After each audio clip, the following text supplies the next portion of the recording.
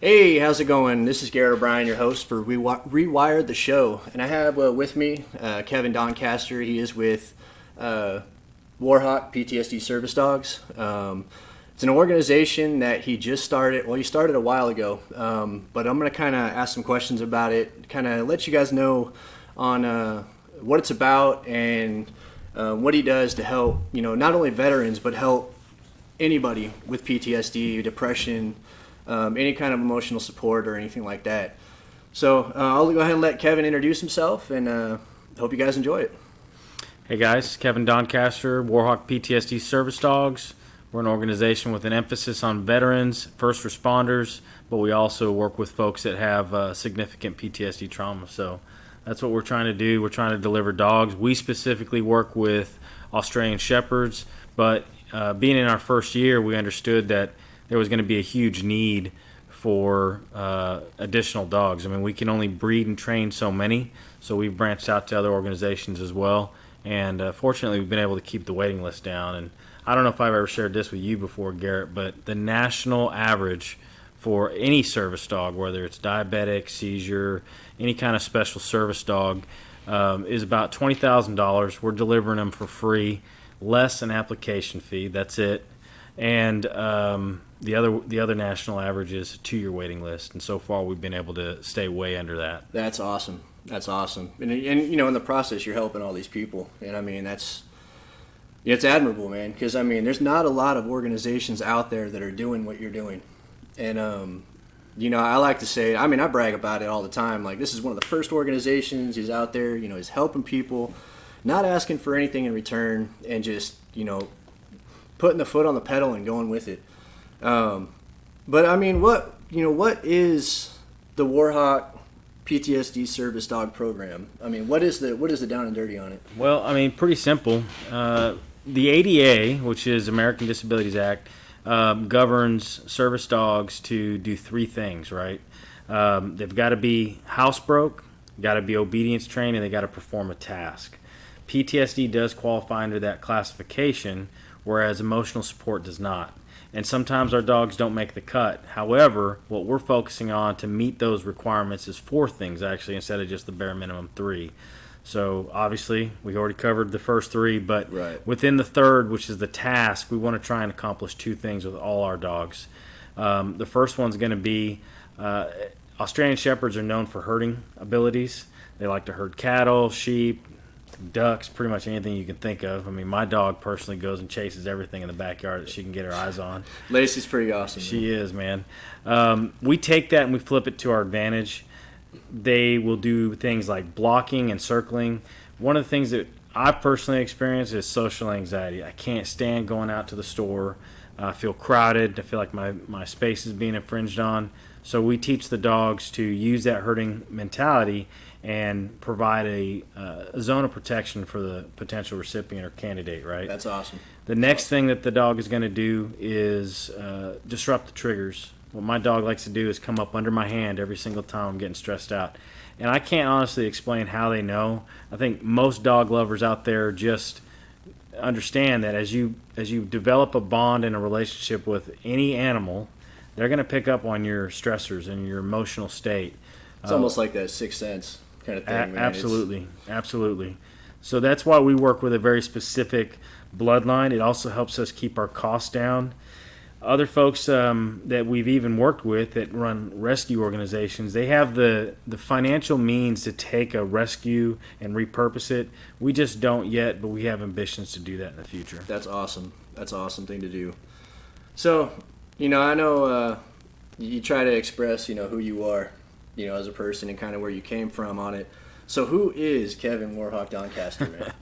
Well, interestingly enough, I got that nickname in Afghanistan. And actually, I flipped it because I didn't like being called Mohawk Man. I used to wear a mohawk in the Middle East. You've personally seen it. Yep, you and I yep. served together.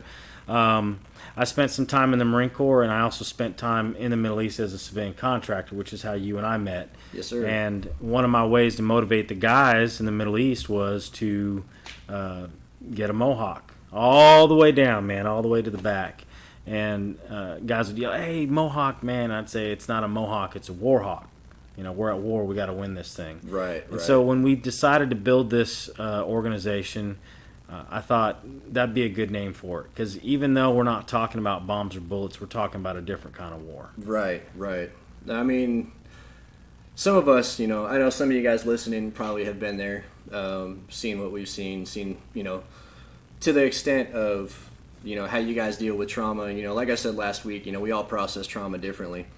And, that's the biggest thing that I think we're trying to promote, to let everyone know that it's okay to be hurting. I mean, if you feel like, the combat stuff that you've been in wasn't combat worthy, I mean, you still process that differently than somebody else process that. And, you can't just, discount that. You're going through stuff too. So, it's great that we have organizations like WarHawk, PTSD Service Dogs to help people process that information.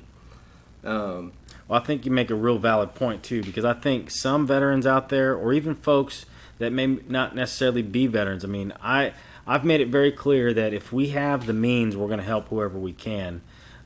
Veterans are near and dear to my heart. You saw it firsthand. I mean, I spent 4 years straight as a civilian contractor in Afghanistan because it was just one job after the next. And when you run a war on two different areas, you got Iraq, Afghanistan, we're in Syria. I mean, the list goes on and on.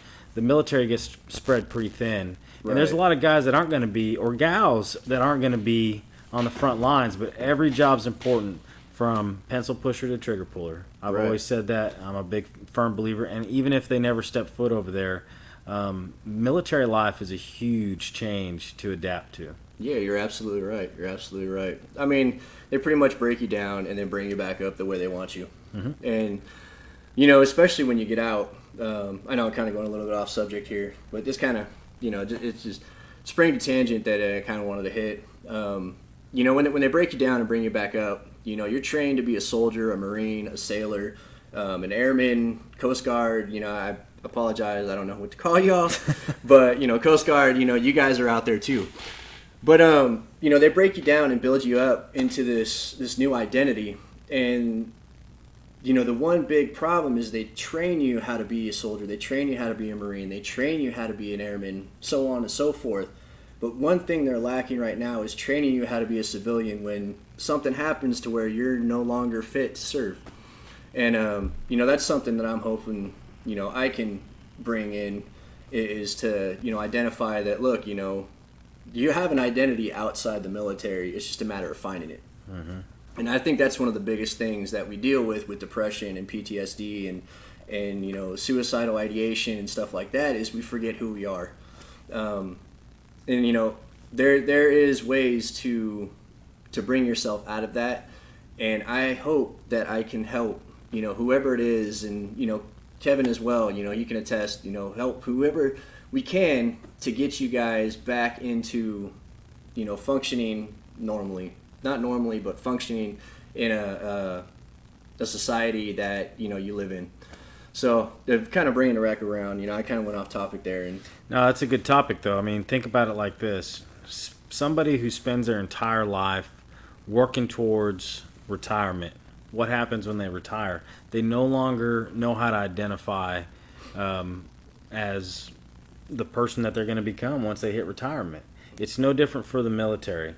When a veteran, or actually when they go from active duty to becoming a veteran, they just wonder, well, how do I identify with myself now? And so It's a valid point. Everybody struggles with it, and reintegrating into society where you no longer have a mission. Well, you still technically do. We just got to find ways to reach the people that you're trying to reach and help them understand. You've got all the base training. Right. Now we just need to tweak it a little bit so that you can overcome those challenges. Absolutely right. And that's a great point.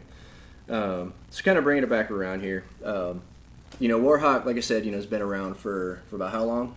Well, I guess you'd say intellectual property take us back to January, but we officially formed in June. That's awesome. Yeah. That's awesome. And you guys have grown insanely fast.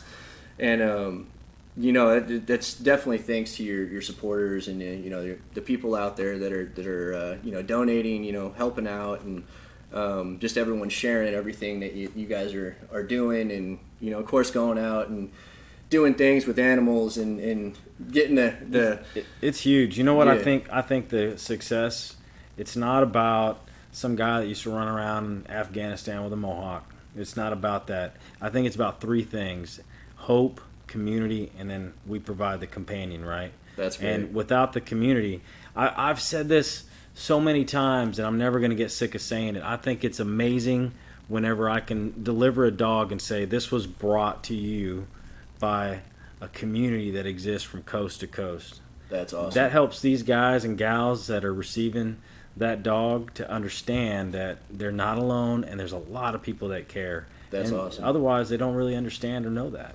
Right.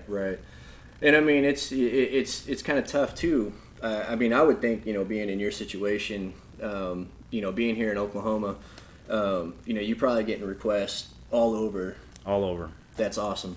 And you're able to help, those people all over as well, correct? It's been a struggle and it's been a challenge. I mean, funding is what our biggest deal is, right? Right. So we've definitely reached out and tried to coordinate or facilitate resources local to those folks. But when we have the funding, there's nothing that's going to stop us. I mean, we're in 5 different states right now with our dogs, and that's also a shout out to some of the local breeders or folks that have donated dogs. I mean, we've got a gal in Shawnee that's repurposing rescues for us. Big City Aussies stepped in for us here locally in Bartlesville. That was a big deal. It's been a challenge for breeders across the nation right now to bring pups to the market. And I don't want to call it that because that's not what they are for us, but it's been a tough year. We've had massive amounts of flooding in Oklahoma, Right. and unusually or uncharacteristic summer where it's been just stinking hot. Oh yeah, I mean, your face is basically melting off in the summer. It's brutal out here, man. So I'm just grateful for the folks that have really stepped in and helped us out along the way. It's a very humbling experience. That's awesome.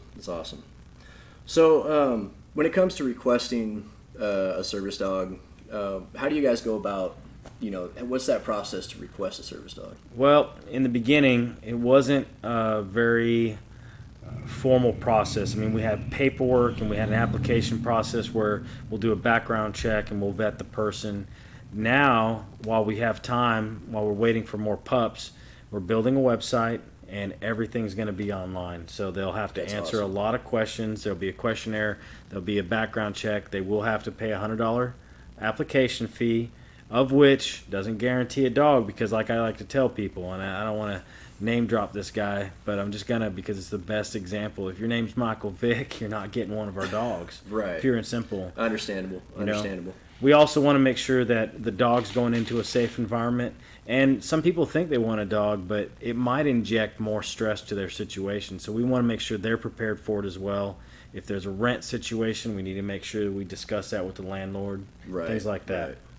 That's great, man. So I mean, you have a lot going into it, and it's it's from the outside it can look like there's really, it's just really just as simple as, hey, they gave me a dog, awesome. That's cool, But behind the scenes, I mean, there's so much going on. Absolutely. That people don't even realize, not only the legality of it, but I mean the cost and just everything else that, just like you said, the rent issue and stuff like that. So I mean that's phenomenal, man, on what you're doing, and I commend you on the work that you're doing for the community, and not to mention if I can RC Aussies, they're doing a phenomenal job with supplying, for lack of better terms, supplying the puppies to you guys, correct? Absolutely. So that's just amazing, and glad to know you, man, because that's pretty admirable. Thank you. So part of the reason I wanted Kevin to come on tonight was to talk about WarHawk PTSD service dogs. But on that note, I know I mentioned to you just talking about letting go of certain things. That's one of the things that we all struggle with, is letting go. And I mean, I'm sure you can attest just to letting things go to a point to actually receive full healing. Just how when you brought me here, to get in that equestrian therapy place, and man, I didn't know what to expect. I did not expect to have horses kicking my butt every single day. And I mean, not physically, just, mentally and emotionally, and completely re-identifying who I was and whatnot. Learning how to let go of things that have happened to me in the past, living in the present, and not focusing too far in the future, but focusing on tomorrow and preparing for tomorrow. If that makes sense to anybody. So if you can kind of, tell me a little instance of how you were able to move forward from your PTSD and your depression. Well, I think that's one of the misconceptions out there, because it's an everyday challenge for me. Absolutely. Right. And sometimes it's minute by minute.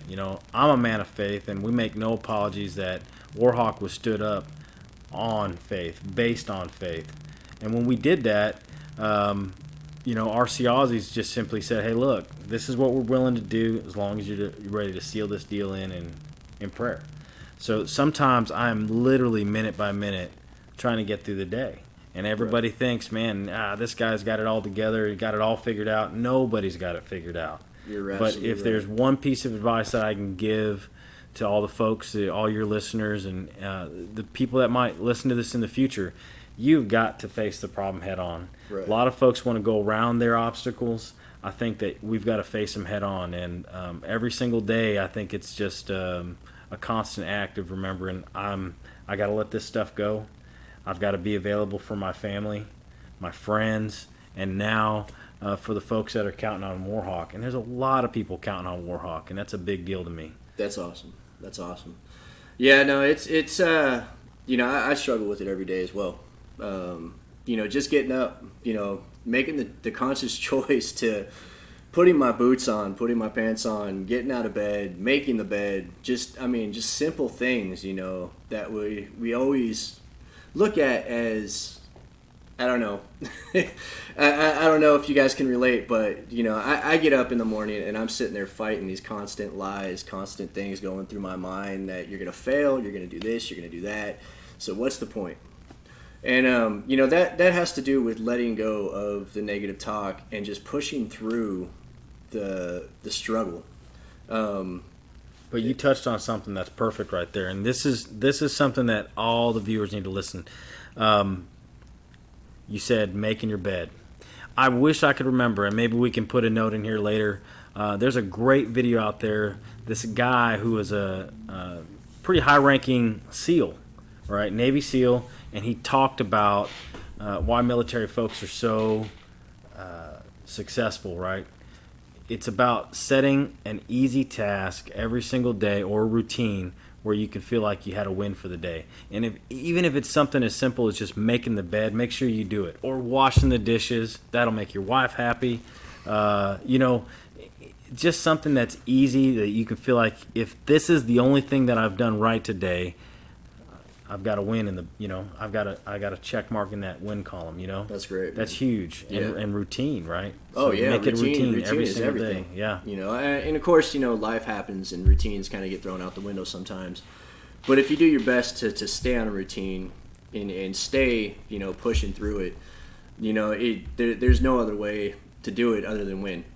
And, that's been one of my struggles as well, is just trying to push through some of these things and letting go of certain things, like letting go of things that I can't control and focusing on things that I can control, like, for instance, my attitude, how I respond to people, or, making the conscious choice to shaving, shaving,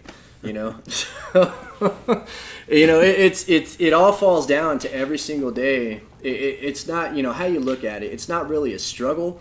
It's more of, how many victories can I accomplish in a day? And I think a lot of people, focus on the negative when it comes to, getting through, hurt. Like I told you guys last week, I'm kind of going through a marriage thing where, I'm separated from the woman who's living in a different state and whatnot. And, I struggle with that every day. But the thing is how do I let go of it? Is just moving forward with my life. Choosing to do the show, choosing to do, the work that I do, and choosing to go out, meet friends, hook up with other friends, and just, go out and have fun. I mean, that's one that there's no other way to explain it. Well, so there's a big stigma about PTSD, and we know that it's called that today, and it probably didn't have the same name. I mean, shell shock, whatever, right? Yeah. So I think that folks need to understand that for most of us, we don't want to admit that something's wrong, and it's a huge thing that you're doing with Rewired the show, because it's just putting yourself out there, and maybe you reach somebody, maybe you don't. Right. But I think that it's a big deal, and by people understanding that it's okay to not be okay, and feeling like, man, I don't have anybody to reach out to, that's not right. This is sending a message on Rewired the show right now that, hey, we don't have it all figured out, but we're going to find a way to reach you. And the other thing too is we need to tell people about Vet to Vet. Vet to Vet Crisis. They're on WarHawk PTSD Service Dogs on our Facebook page, and we promote them pretty heavily. They're like a crisis response team. Who wants to call the suicide hotline? I'm not knocking them, but who wants to admit that they're calling them? Vet to Vet will actually work with you directly. You're talking to either a veteran, another veteran, or a family member of a veteran, and that's cool. Even if it's just chat or whatever. I can't say thanks to them enough. Right. And then there's Hope is Oxygen as well. I mean, sometimes, man, I pull out one of those cards from Hope is Oxygen right here out of Tulsa, and just read that little scripture or verse or encouragement, Oh yeah. No, that's actually one of the things that Gizzy, and you can see, I have on there a couple places to follow. Yeah. WarHawk PTSD Service Dogs is one of them. Heritage Theater, Gizzy's Eatery. She is a phenomenal person. She's actually let me use this building here to do my show. Rent free. Just basically wanted to help out. And she's also a veteran herself. Yeah. And she's helping the community. She's doing what she can as a veteran herself to give back. And that's what it's all about. We should talk about Heritage for a second too. Yeah. You know what I'm saying? Because how many places have you seen like this? It's actually have some kind of culture to it. They're putting on shows. I swear I saw Elvis here the other day. That was nuts, man. That was nuts. Hillbilly Heaven, man. Dude, that was a phenomenal show. Yeah, this place is cool. Just got a lot of events, and I like how, like you said, I mean, she gives back to the community. She gives back to the veteran community. I mean, she did meals for vets or something like that. Oh, yeah. Yeah, she's constantly feeding homeless vets. Yeah. And, the crazy thing was she told me a story about a veteran who was actually right down the road. He was sitting out there. He was hungry and whatnot. And she went back to the kitchen, made him a plate, and took him a plate. And that's, to me, I mean, that's where it's at, man. I mean, you can say it to you're blue in the face that you're helping people, but until you actually put your feet, rubber to the road, man, you're really not doing much. And that's why I like the WarHawk supporters so much. It's hard to come up with an idea or to spend so much of your time. I think this is the other thing too, because you touched on this earlier. What people don't see, we obviously want to put out messages on the page and stuff, and some of them are funny, some of them are inspirational. But when we don't have dogs, that's what's going to happen. When we do have dogs, we're going live and stuff. But what people don't see is all that background work. Right. All the stuff that's going on. I can't tell you how many times I've missed putting my daughter to bed. And that is a struggle for me, man. Right. My daughter's 4 years old. Probably everybody watching this right now have seen her. You've seen her. She's probably more popular than me. Somebody made the comment to me when I was walking out with Lacey once. Oh, I've seen your dog before, and no offense, I noticed the dog before I noticed you, right? So it's not all about me. But I love that people can get behind what we're doing. And people have given... I don't care if it's just so much as they avoid a coffee. I'm not going to say the SB word, but if they avoid a coffee, right? Right. And they've given that to us. It's phenomenal, I think it's great. And this is just something they can get behind. And even if they don't get behind us, we don't compete with anybody. We want more organizations to pop up, because that's how we're going to survive. That's how we're going to help more people survive. Right. And I can tell you, the very first recipient, man, I call him the poster child of WarHawk. I've asked him permission. His name is Marquise DeBose, and he was a forward observer in Afghanistan, so far worse conditions than I've ever personally been in, because that's where you're out in the head, man. You're out in the head and you're isolated, and you can get whooped up pretty quick. Right. Guy was having night terrors, and our dog, I can't even speak to this. I just think it's a God thing. Our dog jumped on that bed, woke him up, comforted him until he's ready to go back to sleep. That's a dangerous, risky situation. Oh, right. Because you and I both have been through night terrors. And I would almost prefer to be by myself. But that's the power of our program. And for all those people that are knocking it, I just simply say this. Negative people have a problem for every single solution. Absolutely right. So either become a part of the solution or just shut up, I agree, man. Get behind us, stand behind us, get in front of us. Either way, don't really care, but we're going to shirk off that negativity. And I think that's the other thing too that your viewers, your listeners need to hear. You've got to find a way to surround yourself with good, positive people. And for those of you that know somebody that is struggling like Garrett and I do every single day, that's right. The WarHawk struggles every single day. I'm telling you, there's something in just showing an act of kindness and walking up to somebody, shaking their hand, or just giving them a hug, or even just freaking smiling at them. It can change the trajectory of their day. Absolutely right. I can attest to that too, because I have a shirt that says "I love you" on it, and literally, it has "I heart love you" on it. And first day I wore it outside, man. I went to the gas station there in Sherman, Texas, and the lady that was behind the counter, she's like, "Thank you." I was like, what? Because I had forgotten I put the shirt on. So I was, walking around with "I love you" on my chest. And the lady, she looked at me, she said, "Thank you." And I'm like, what did I do? She's like, "I needed to read what was on your shirt." Yeah. So, it was a simple act of kindness, man. And one simple act of kindness can completely change somebody's day. Well, think about this too, right? This is what we're doing all day long. When we walk around, our faces are down in our phones. We're hardly even paying attention to one another. And you wonder why people who are struggling, it doesn't have to be PTSD, they just have depression or some kind of anxiety or whatever, why they want to keep to themselves, because nobody's paying attention. Right. I guarantee you, if folks would just put these things down for a few minutes and take a look at their surroundings, they'd probably be able to impact more people's lives. Oh, right. I remember growing up, man, not having one. So, if we can go back to that, it's not going to happen. I hope my wife's not watching, but I can remember a time when I used to give my phone number out, my landline, to a girl, and then run my happy ass home to get home as quick as I could. There you go. In hopes that they would call. Right. Well, I hate to cut you off, man. I didn't get any phone calls, honey. I apologize. Well, we got about 2 minutes left. We're going to be cutting it a little short, just because of logistical reasons. But I personally want to thank Kevin for coming on, taking time out of his day to coming on and talk to y'all, because without people coming together, you really have nothing. You can't head the world on by yourself.